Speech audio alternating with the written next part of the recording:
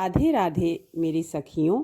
आइए मेरे साथ किस्से कहानी के एक नए सफ़र में चलिए।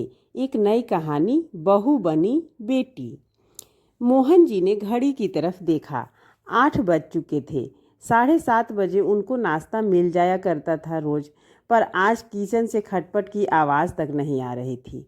बीपी शुगर की दवाई उनकी ख़त्म हो गई थी आज, ऐसा उन्हें लग रहा था, क्योंकि उनके सामने जो रोज़ मेज़ पर रखी होती थी वो मेज़ पर रखी हुई नहीं थी। मोहन जी ने सोचा, चलो हो गई शुरुआत, कभी तो होनी ही थी। एक व्यंग भरी मुस्कान उनके होठों पर आई और चली गई। दुनिया में रहना है तो काम कर प्यारे, हाथ जोड़ सबको सलाम कर प्यारे, वरना ये दुनिया जीने नहीं देगी, खाने नहीं देगी और पीने नहीं देगी। गुनगुनाते हुए ये सब्जी का झोला उठाए और मार्केट की ओर निकल पड़े। सब्जी लेकर लौटते वक्त सिर भारी होने लगा, चक्कर आने लगे, तो वहीं एक ओटले पर बैठ गए। बचपन से बुढ़ापे तक के सफ़र के साथी और भाई जैसा दोस्त सोहन लपक कर उनकी तरफ आए। क्या हुआ बुढ़ऊ, एक पैर कब्र में और एक केले के छिलके पर है, और पर रोज़ सब्जियां ताज़ी ही खानी हैं। 2-3 दिन की इकट्ठी क्यों नहीं ले जाती हैं? यार, सामने वाली दुकान से पार्ले जी का पैकेट ला दे, शुगर लो हो गई है लगता है। क्या मतलब, खाली पेट निकल पड़े क्या? एडवेंचर सूझा है क्या बूढ़ऊ को? सोहन जी बिस्किट खिलाकर जबरदस्ती उन्हें अपने घर ले गए। आलीशान घर में एक नौकर, एक माली, एक ड्राइवर के साथ अकेले थे। जिस बेटे के लिए चाव से बनवाया था घर, वह एक मेम के फेर में विदेश में ही सेटल हो गया था। इसलिए मोहन जी भी डरते रहते थे कि उनके इकलौते बेटे को भी कोई आजकल की लड़की न फंसा ले और दूर ले जाए। घर पर फ़ोन कर दे, आज देर से पहुँचेगा, सोहन जी ने मोहन जी को सलाह दी। तुझे क्या लगता है किसी को फिक्र होगी? राहत की सांस लेने दे बेचारों को। मोहन जी तो चिढ़े ही बैठे थे। आज बड़ा उखड़ा उखड़ा है, नाश्ता कर ले फिर आराम से बताना क्या क्या बात है। सोहन जी को फिक्र हुई। सोहन जी जानते थे कि बेटे की लव मैरिज से मोहन जी खासे नाराज हैं। बहू ने कुछ कह दिया क्या? दिखने में तो बड़ी मासूम लगती है। पिंकी और रमेश भी सबके सामने पापा पापा करते नहीं थकते। नौटंकीबाज कहीं के। वैसे इंतजार तो तू भी कब से कर ही रहा था कि कब बहू तेरा असली रंग दिखाती है और बेटा रंग बदलता है। फिर भी चलो, 2-3 महीने निकल गए अच्छे अच्छे। सोहन जी धीमी आवाज़ में बेचारे बोले। हाँ यार, जैसे जैसे रिटायरमेंट के दिन करीब आ रहे थे, खुद को ज़हनी तौर पर मैं तैयार कर रहा था। रिटायरमेंट के तीसरे दिन ही घर के काम संभालने की पूरी तैयारी कर ली थी। पूछा भी था कि जो भी बिल भरना है, राशन किराना हो, मुझे बता देना। तो सोहन जी कहने लगे, सब कुछ ऑनलाइन हो जाता है, पापा पिंकी ही भर दिया करेगी। आप क्यों परेशान होंगे? दरअसल वह कहना चाह रहा था कि आप दूर रहें, घर वाली आ गई है घर संभालने के लिए। लेकिन पिंकी बोल पड़ी, सब्जियां अगर रोज़ ताज़ी ले आए तो मैंने भी कह दिया, हाँ हाँ क्यों नहीं, नौकर आदमी हूँ जी, पहले सरकार का था अब आपका हूँ। इस तरह से मोहन जी ने कहा। बता, इतनी पेंशन आती है मेरी, चाहूँ तो अपने लिए नौकर रख लूँ, पर कहीं कमबख्त तकिए से गला दबाकर भाग न जाए, इसलिए इनकी ही चाकरी कर रहा हूँ। हाथ पैर चले तब तक मोहन जी भर्राए गले से बोले, बेवकूफ़, तू सबक क्यों नहीं सिखाता इनको? अकल ठिकाने ले आ। बोल, घर मेरा है, निकलो यहाँ से। किराए के मकान में रहेंगे तो होश में आएंगे। बेटे की तेरी प्राइवेट जॉब है ना? सोहन जी तैस में आ गए। कैसे कहूँ, दोनों मीठी छुरी बने रहते हैं। पापा आपको कुछ चाहिए? पापा आपकी तबीयत कैसी है? पापा आप कुछ परेशान लग रहे हो? पापा आज क्या पकाएं? पापा कहीं घूमने चलें? जताएंगे तो ऐसा जैसे मेरी राय और पसंद उन्हें मैटर करती है। खुद बाहर जाकर चटर पटर खा आएंगे, मेरे लिए सूखी सब्जी मैं बाहर खा लूँ तो सेहत पर लेक्चर मिलेगा। चौकसी रखी जाती है मुझ पर। अरे इतनी ही परवाह है तो सुबह सब्जी, शाम दूध लाना, पौधों को पानी देना, सब क्यों थोपा? और जब करवाना ही है तो काम का हुक्म दो, हुक्म करो खुल कर। रिक्वेस्ट का नाटक क्यों करते हो? मोहन जी सोफे पर ढह गए। बोलते बोलते वहीं पे सोफे पे ही लुढ़क गए, मानो कुछ और बोलने की ताकत ही ना बची हो। बस बहुत हुआ, मेरे जंगल के शेर को पिंजरे का शेर बना दिया है, बिना नाखून पंजे का। मैं तो एक तरह से बे औलाद ही हूँ। ठीक भी है, अपने महल का राजा हूँ। तेरे बेटे बहू को लाइन पर न ले आया तो कहना, ट्विटर एफबी पर हैशटैग भी चला दूंगा। तेरे साथ कुछ बुरा करने की सोच भी नहीं पाएंगे ये लोग। सोहन जी जोश में आ गए, उन्होंने ऐसा कहा। तभी कॉल बेल बजी, सीसीटीवी में पिंकी नजर आई तो दोनों चौंक गए। तू पीछे सोहन जी ने कहा मोहन जी को कि तू पीछे वाले कमरे में खिड़की से सट कर बैठ जा, तेरी बहू की तो आज क्लास लूंगा मैं, कहकर तेजी से निकल गए। नम नमस्ते अंकल, आपने पापा को कहीं देखा है क्या? पिंकी ने ऐसा कहा। नहीं तो घर नहीं पहुंचा क्या आज? रास्ते में ही टपक गया? अंकल प्लीज ऐसा न कहें, खुदा सलामत रखे उन्हें।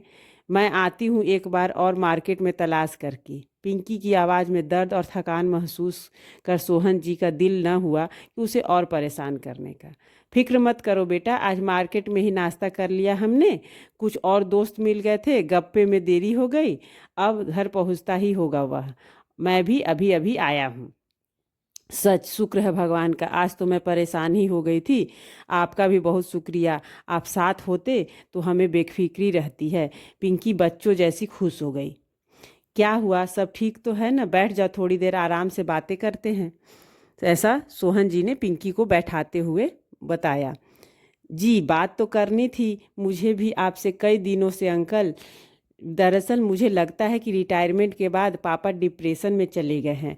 हम लोगों ने बहुत बार पूछा, बात करने की कोशिश की, पर वे कुछ बताते ही नहीं। हम लोग अपनी तरफ से पूरी कोशिश करते हैं कि पिंकी के लिए सूखा नाश्ता उनके कमरे में ही रख दिया है। पिंकी ने कहा कि उनके लिए सूखा नाश्ता उनके कमरे में ही रख दिया है।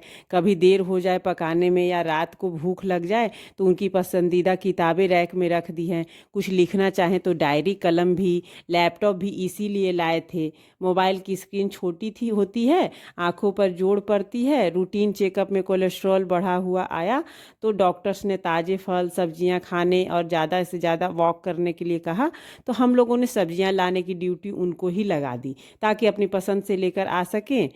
पील बॉक्स ला दिया है मैंने, जिसमें अलार्म सेट है। एक हफ्ते की दवाइयों का डोज निकाल कर रख देती हूँ। मैं कभी भूल भी जाऊँ तो अलार्म है, टाइमर है। हालांकि मैं भूलती नहीं, लेकिन कल से रमेश की तबीयत खराब है, रात भर बुखार रहा उन्हें। ठंडे पानी की पट्टियाँ रखी। सुबह 7 बजे के करीब न जाने कैसे मेरी आँख लग गई। जब घड़ी पर नज़र गई तो 10 बज रहे थे। मैं हड़बड़ाकर उठी, पापा के कमरे में आई तो वे थे ही नहीं। आज का डोज नहीं रख पाई तो बहुत फिक्र हो रही थी। फ़ोन किया तो कमरे में बेल बज रही थी। फ़ोन वहीं था, आपको लगाया, आपने भी रिसीव नहीं किया।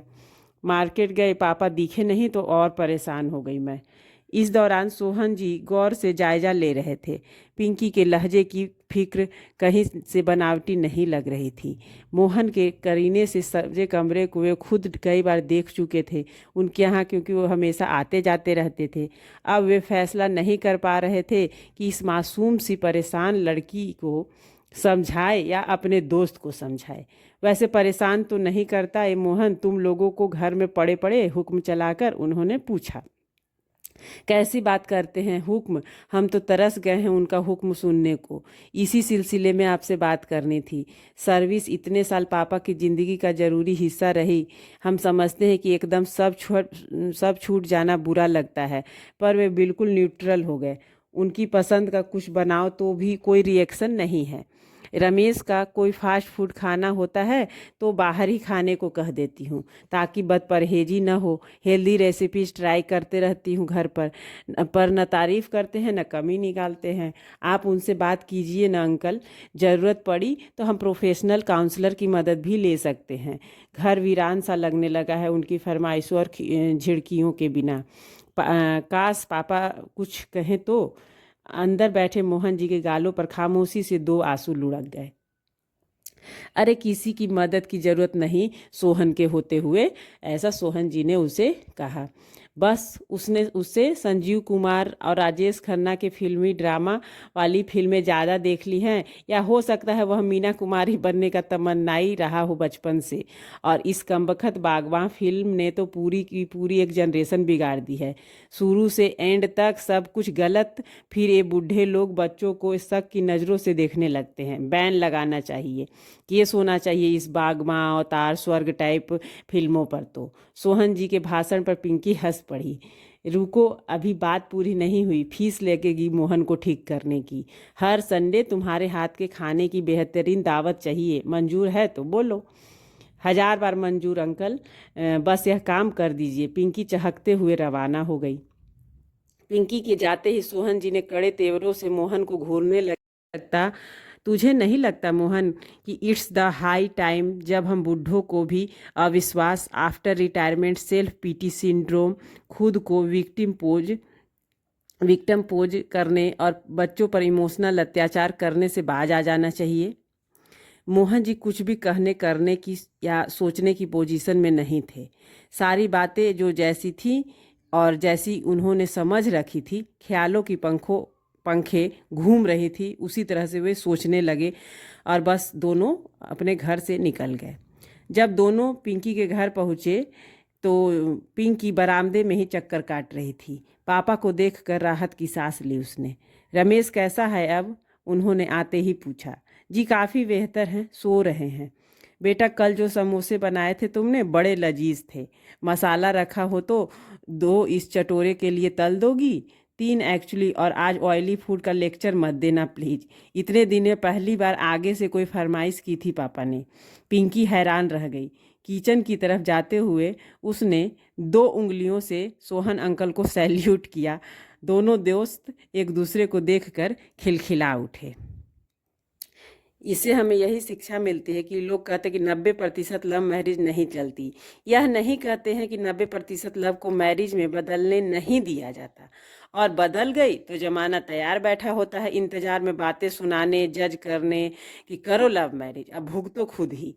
या तो दोनों की आपस में ना बने, और बन जाए तो फिर और किसी की उनसे ना बने। ऊपर से आज की जनरेशन बेपरवाह, संवेदनशील। आजकल की लड़कियां क्या सुघड़ बहुएं बनेंगी, इतने तो पूर्वाग्रह पाल रखते हैं लोग। लड़कियां ससुराल वालों के प्रति और ससुराली बहू के प्रति। आगे भी मैं इसी तरह की कहानियां लाते रहूंगी।